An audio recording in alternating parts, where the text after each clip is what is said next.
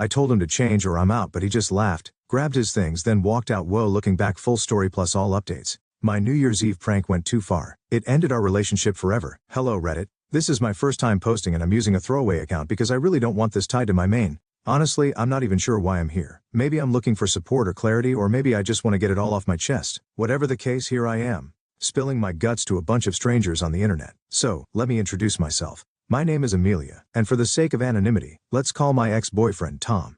Tom and I were together for about 5 years and it was amazing, until it wasn't. Now the thing about me is that I've always been a bit of a prankster. No, scratch that. I've always been a huge prankster. It's just part of who I am, or at least it used to be. There's something about pulling off a well-planned prank that feels good. Of course, Tom was no exception to this side of me. In fact, he was my favorite target. When we first started dating, my pranks were pretty harmless, cute even. I'd do things like hide sticky notes with silly messages all over his apartment, or switch his coffee to decaf without telling him, just to see if he noticed. He'd roll his eyes and give me this little smirk that I absolutely lived for. But here's the thing, Tom wasn't, and I guess still isn't, a huge fan of pranks. It's not that he hated them outright, at least not at first, but I could tell they weren't exactly his favorite thing. He's the kind of guy who values order and predictability while I thrive on chaos. In the beginning though, he didn't complain. I think he saw it as one of my quirks, something that came with the package of dating me. And since my pranks were relatively harmless back then, he just went along with it.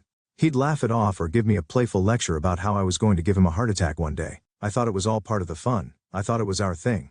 In hindsight, I think he was just tolerating them because he loved me, not because he genuinely enjoyed being the butt of my jokes. But at the time, I didn't notice that nuance. To me, it was just fun and games. And since he wasn't outright complaining, I thought everything was fine. Things started to take a different turn when someone, a friend of mine actually, casually suggested that I try vlogging or starting a couple's account. She said that I would totally blow up on social media with the kind of stuff I did. I remember laughing it off at first, saying that I wasn't the content creating type, and it was true. I wasn't really into the idea of putting myself out there like that. I didn't even post on my personal social media that often, so the thought of creating content seemed overwhelming and frankly, out of character for me. But then, life threw me a curveball. I got laid off from my job. It wasn't personal or anything. They were doing company-wide cutbacks, and I was part of a large group that got let go. Still, it hit me hard. And even though I was actively searching for a new job, the process was slow and discouraging. I had too much time on my hands and too much anxiety weighing me down, and that's when I started spending more and more time on social media. At first it was just a way to pass the time, but the more I scrolled, the more I found myself sucked into this world of couples accounts, prank videos and viral challenges.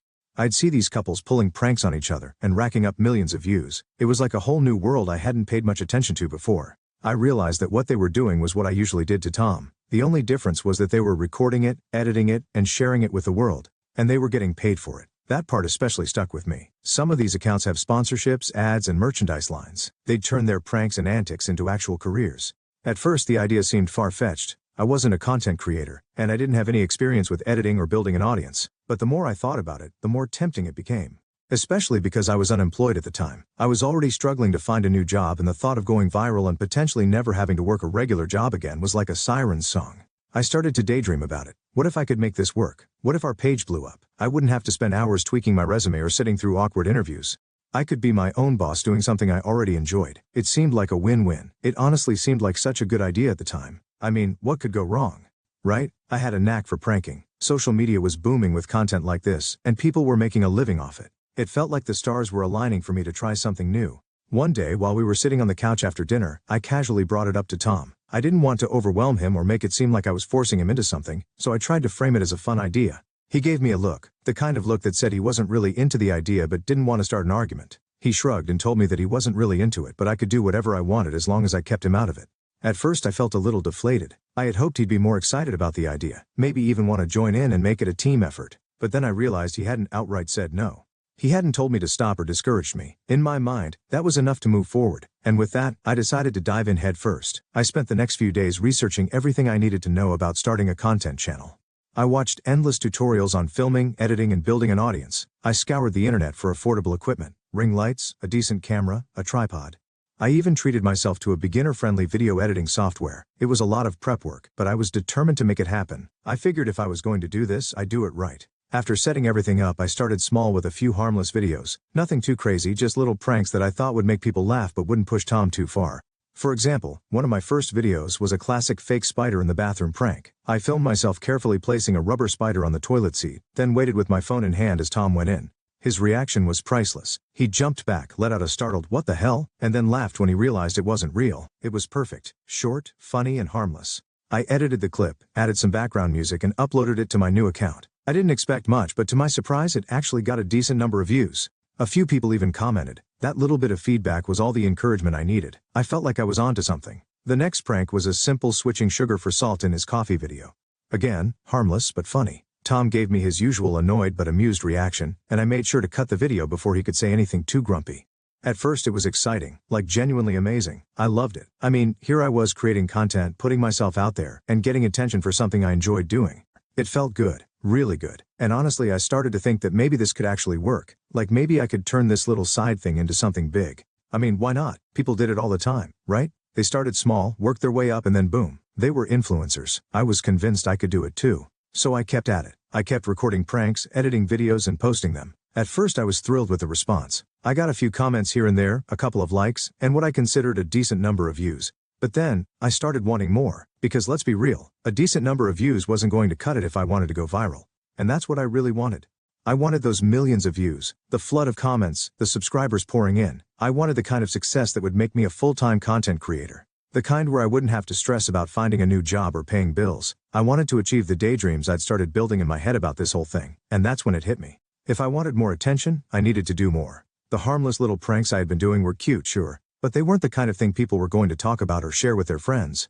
They weren't viral material, so I started slowly upping the pranks. Nothing crazy at first, just little things to get a bigger reaction out of Tom. Like I did one where I pretended to lose his keys. He laughed a bit, but I could tell he was starting to get mildly annoyed. Still, I didn't think much of it because, well, it was all in good fun, right? But even with those slightly bigger pranks I wasn't seeing the numbers I wanted. The views were still decent, but that was it. Decent wasn't enough anymore. I wanted those big viral numbers, the kind that would make my videos blow up overnight, and that's when I decided to push things a little further. I started planning pranks that were more elaborate and honestly, a little riskier. Like I did one where I pretended the Wi-Fi was out for an entire day, knowing full well how much Tom relies on it for work. He was frustrated, but when I told him it was a prank, he just shook his head and walked away. Another time I set up a fake accident where I spilled juice all over his favorite shirt. He was annoyed, but again, I thought it was harmless. Looking back, I probably should have noticed the signs. Tom's reactions were becoming less amused and more tired, but at the time, I didn't see it, or maybe I just didn't want to see it. I was so caught up in chasing this idea of success that I ignored the little cracks that were starting to form. Because here's the thing about trying to go viral, it's addicting. Once you start thinking about it, it's hard to stop. You get this tunnel vision where all you can focus on is, how do I make this bigger? How do I make this better? How do I get more people to watch? And that's exactly where I was. I did a couple more elaborate and honestly much riskier pranks. One that really stands out and makes me cringe the most in hindsight was when I called Tom during an important business meeting to tell him the house had burned down. I even went as far as sending him a fake photo of a burnt-out house that I found online. He panicked and canceled his meeting on the spot, rushing home to make sure I was okay and to see the supposed damage. Now that of course when he got home and saw everything was fine, he was furious and rightfully so. I mean, who does that? But at the time I brushed it off. I apologized and told him it was just a joke. In my mind it was harmless because no real damage had been done, right? He just looked at me, shook his head and muttered something about how I needed to stop. I didn't listen though. Even with all those elaborate pranks though, the views were still just decent. They weren't bad, but they also weren't anywhere near the viral sensation I was hoping for. My videos were getting a few 1,000 views here and there, but nothing that would make me an internet star or turn me into a full-time content creator. And that's when I knew I had to push things further. Yes, I know now that it was stupid. So stupid. But at the time I kept telling myself just one big hit, one viral video and this will all be worth it. Then, New Year's Eve rolled around. I first got the idea from TikTok. I was scrolling through my feed and came across this couple who had done a prank. It wasn't exactly like what I ended up doing, but it sparked something in my head. In their video they had set up this elaborate scheme to make one of them think they'd won the lottery, only to reveal it was fake. The reactions were over the top and the video had gone insanely viral. Millions of views, thousands of comments. It was everything I wanted for myself, and that's when inspiration struck. I thought, if they can do it, why can't I? I didn't want to copy their prank exactly. I wanted to do something even bigger, something that would get people talking and sharing like crazy. After all, it was New Year's Eve. What better time to pull off a grand prank and start the year with a bang? I spent hours planning it, thinking about how I could make it work. I wanted it to be shocking, unforgettable, and most importantly something that would make people laugh, or at least, that's what I told myself. Deep down though, I think I just wanted the attention. I wanted the likes, the shares, the comments. I wanted to go viral no matter what it took. I decided I was going to plan a cheating prank. Yeah, I know, the dumbest idea ever, but at the time, I thought it was genius. My goal was to make it as believable as possible, something so shocking and over the top that it would have everyone talking. I roped in a friend of mine to help. Let's call him Jake. Jake was super skeptical from the start. He kept saying, "Are you sure about this? This seems like it could go really wrong." Honestly, that should have been my red flag. If Jake, who is usually the chill go with the flow type, was uncomfortable with it, I should have stopped right there. But no, I didn't listen. I kept pushing him, saying it was all in good fun and that it would make for an amazing video. Eventually, after a lot of convincing, he reluctantly agreed. The plan was simple, or so I thought. My boyfriend Tom was coming back from a 3-day business trip that evening. I knew roughly what time he'd get home, assuming his flight wasn't delayed. So we planned everything around that. Jake came over that evening and we set everything up. I made sure the camera was hidden and positioned to capture the perfect angle. Then, we staged the scene. We got into bed, stripped down, not completely, just enough to sell the illusion, and got under the sheets. The idea was to make it look like Tom was walking in on us in the middle of, well, you know. We waited until I heard his car pull into the driveway. I was so focused on how this was going to look on camera, how people were going to react when they saw the video. I didn't stop to think about what Tom's actual reaction might be. The second he walked through the door, Jake and I started making noises. Loud, exaggerated, ridiculous noises. I thought it was hilarious. Tom didn't. He came upstairs, clearly hearing the sounds, and burst into the bedroom. The look on his face when he saw us under the sheets, it wasn't confusion or even anger at first. It was pain. Genuine heart-wrenching pain. But that pain quickly turned into fury. Tom tore the sheets off us, and before I could even say a word, he was screaming. I burst out laughing because to me it was a joke. A prank. I kept saying, "It's a prank. Babe, it's just a prank." But he wasn't laughing, not even close. Jake, meanwhile, looked like he wanted to disappear. He kept mumbling, "It's a prank, man. It's not real." But Tom wasn't listening. Tom turned his attention back to me and told me to get out. He said he was done and couldn't take any more. He said he wanted me out of his house. Now, I froze. This wasn't how it was supposed to go. It was supposed to be funny. We were supposed to laugh about it afterward. Maybe even get into a fake argument for the camera before I revealed the prank. This wasn't part of the plan. I tried to calm him down to explain that it was all fake, but he wasn't having any of it.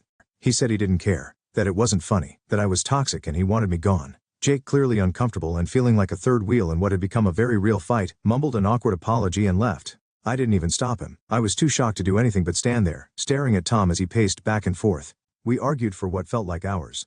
It wasn't even a back and forth kind of argument. He was firm and kept repeating the same thing over and over. I needed to leave. He didn't want me there. The more he said it, the more it sank in that he was serious, that this wasn't just an outburst he'd calmed down from. Eventually I gave up. I packed a bag while crying like crazy, my hands shaking as I shoved clothes and random items into it. I couldn't believe it was happening. He called an Uber for me, which somehow made it even worse. It felt cold, like he couldn't even bear to drive me himself. I cried the entire ride to my parents' house. The driver didn't say anything, just glanced at me in the rearview mirror a couple of times with that awkward sympathy people give you when they don't know what to say. When I got to my parents' house, I was a mess. My face was red and blotchy, tears still falling as I dragged my bag up the driveway. They were immediately alarmed when they opened the door. Seeing their daughter show up unannounced, crying and carrying a bag, was obviously a huge shock. They brought me inside, sat me down, and tried to calm me down enough to explain what was going on. Once I could finally speak, I told them everything. About the prank, about how Tom had kicked me out, about how everything had gone horribly wrong. Their reaction was not what I wanted. They were angry, not at Tom, but at me. Disappointed would be putting it lightly. They asked me what I'd expected to happen. Did I really think that kind of prank would end well? Did I think humiliating someone I loved, someone I'd been with for years, was going to be funny? They didn't hold back, and honestly, they were right. The disappointment didn't stop there. Word of what happened spread fast, too fast. Some of my friends found out either from Tom or through the grapevine, and they didn't hesitate to let me know how they felt about it. Text after text came in, all saying the same thing. I was wrong. I'd crossed a line. Even Jake, who had been part of the prank, messaged me. He told me how uncomfortable the whole thing had been for him, and said he didn't think I should post it at all. That was the breaking point for me. Like, excuse me? After everything I'd gone through, after my relationship imploded, after I humiliated myself, you're telling me not to post it? What was the point then? Why had I put myself through all this if I wasn't even going to get the content out of it? I suggested blurring his face, trying to find some middle ground, but deep down I knew I couldn't post it. Too many people knew. Tom had already told me to delete every single video of him from my page. He didn't just want the prank video gone, he wanted everything. I cried and begged him to reconsider. I tried every angle, apologies, interventions, mutual friends, but he was done. He wouldn't budge. He made it clear that our relationship was over. A few days later he had me come by to pack the rest of my stuff from his house. That was it. 5 years together and it ended just like that. He didn't even leave room for a conversation. He cut me off completely, like flipping a switch. Blocked me on everything. No explanations, no closure. If that wasn't bad enough, my social media account got banned shortly after. The account I had poured all my time, effort, and energy into gone. Just like that. I suspect someone reported it. Maybe one of my ex-friends or even Tom.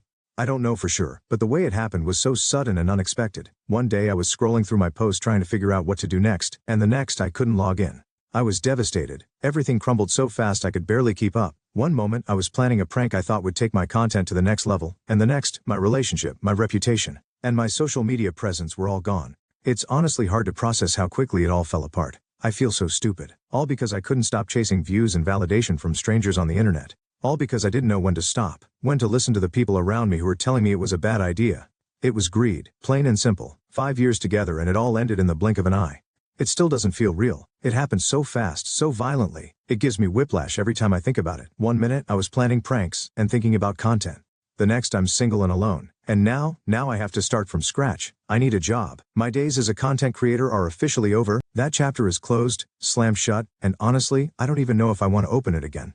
What's the point? It ruined my life. I'm back at square one scrolling endlessly through job boards trying to find something, anything that will pay enough to let me survive. Living with my parents isn't exactly a long-term solution either. I love them, but they've made it pretty clear they're not going to let me reload indefinitely. I can already feel the clock ticking before they start making those little comments about contributing to the household or worse, charging me rent. I can't even blame them.